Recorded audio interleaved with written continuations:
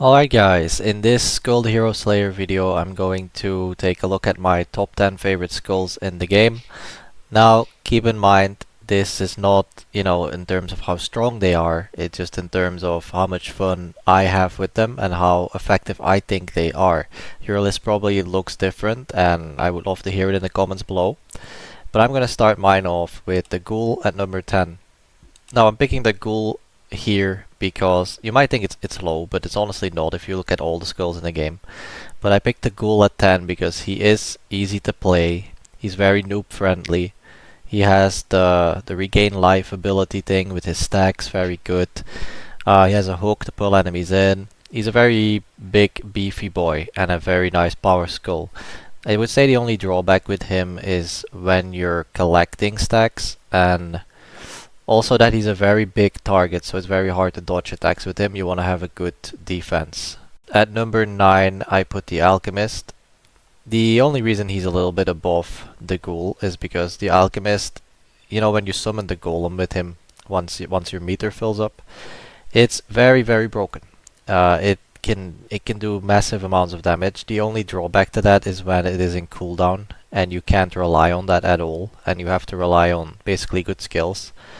Another very cool thing about the Alchemist is that his attack actually kind of like works like homing rockets. He's the only skull in the game that has that. And I'm pretty sure he's also the only skull in the game where you can just hold down the attack button instead of having to click it hundreds of times during a run. So I think that's super cool about him. At number 8, I put the Dark Paladin. The reason for this is because 1, his design is awesome. 2, I love the shield that he gives you. In most cases, he's a very good secondary skull to have because of the shield that he provides to your primary skull. But even as a primary skull, he still holds up very well. I love the bleach inspiration of his one ability where he basically just shoots a Getsuga 10 shots. It's so cool to me. Yeah, that's why I have him at 8. I can't really think of any drawbacks. He's just not, top tier. He's not one of the best skulls in the game, but he's definitely up there. At number 7, I put the King Arthur skull, and the main reason for this, I guess, is the transformation. I think it's a really cool thing that they implemented this transformation. It's also very strong once he transforms, and then you can use your last bit of energy to do a massive slash that does massive damage.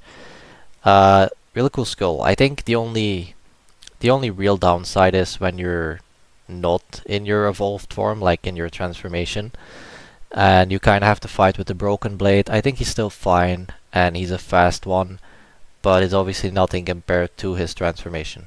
At number 6, I put our boy with the giant horns. Now, the reason for this is because obviously he has I'd call it a full screen attack where he summons all the chains, and that's obviously a really, really good attack, and it can hit many people. Now, his base damage without doing that is also very high. The downside to him is that he is a little big and he's slow. He doesn't have much range, right? His normal attack are chains. That is, I'd say a little bit more range than most melee attacks, but at the end of the day, he is supposed to be a ranged skull. So that's the only drawback to him. But his skills are made in such a way, especially the full screen one, where you don't really need the range from his melee attacks. He's fine the way he is. There's nothing wrong with him. He's just not, top tier. At number 5, I put the Samurai. Now, it was pretty hard deciding if I would put this one above the Arc Lich or not, but his full Moon Slash is just too OP, right? If you get all of the stacks on an enemy, especially on a boss, and you have the full Moon Slash at its full potential, that you can do an insane amount of single target damage. Besides that, depending on the other skill you have with him, he can be super good and fast at room clearing. So yeah, Samurai in his legendary form is definitely, I would say, top tier. At number 4, I have the Ascetic Skull. Now, this guy is, if you know the game well, he's basically the most broken skull in the game, right? He's the number 1 skull in the game in most people's opinions. And I think Combat wise, he probably is if built right. I feel like I haven't built him up to his full potential yet, but he often makes the game look very easy. Even if you have like a build that's only like half good for him, because that's how I feel my builds are with him. Even then, you can room clear pretty fast, and you can nuke bosses if you have the Hydra skill. That's basically his highest damage one. The second one doesn't matter that much, but you want to have the Hydra one so you can really do a lot of damage. He's not too big, but he is a very strong powerhouse of a skull. Because his size isn't like the ghoul or anything, he's much better because you can easily dodge attacks. And number 3, I put Davy Jones. Now, the only reason I put him above the Ascetic Skull is because he's much more efficient in room clearing. This skull, if you have the anchor one and the one where it rains cannonballs, you can easily clear rooms, in my opinion, at like almost the fastest rate of any skull, right? Almost. There's only 2 skulls who can clear faster than him, in my opinion, and those are literally my number 2 and number 1. But yeah, he's super good. If you played him, you know that. The only drawback to him is when you run out of cannonballs and you're in a situation where you can't recharge like right away, or reload, I should say. And then you're kind of swinging with your cannon. It doesn't, it doesn't do much. That's the only drawback to him. But if they didn't give him that weakness, he would be way too good. Now, at number 2, I put the Reaper Skull.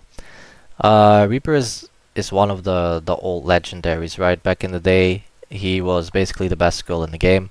He's still top tier, and if you have his skill where he can stop time and do like a full screen slash, once you have, I think it's 150 souls collected, he's super good, and he can room clear with that skill immediately, right? It's also very effective against bosses. It's not, a single target like that. You can't stack anything like with the samurai, so I'd say it's still less damage than that. But it's just the fact that it can clear basically every enemy you see in one fell swoop. And other than that, he has other good skills as well. He has good attack speed, despite of his size and everything. So overall, he's still a really good skull, and you can clear rooms really fast with him. Now at number 1, of course, I put the Sniper Skull. The Sniper Skull is amazing. Okay, no, I'm kidding. The Sniper Skull has a really good design. I wish I could honestly put him on this list because I love his design and the way his skills are designed and stuff. But anyways, the real number 1, of course, would be the Monarch. I think his evolutionary form is called. So the Monarch, yeah, this guy, if you're struggling in a difficulty, basically just pick him. Go with a build that ups like your concentration speed, cooldown reduction even, and just hold the skill button and watch him rain down meteorites and just wipe normal enemies, bosses, everything. It doesn't matter. He destroys everything with the click of a button. And yeah, like I said, if you get a broken build that like really ups his concentration speed, then there's nothing that can stop this guy. He's also not that big, I would say, so he can still avoid things pretty well. While you're charging his abilities, he still has full mobility. So there is almost no drawback to this guy. His drawback is his normal attacks, but you won't really be using those, to be honest. Maybe at the start. So yeah. Anyways, let me know what you guys' top 10 is, and please like the video, subscribe if you're new, and I will see you in the next Skul video. Bye.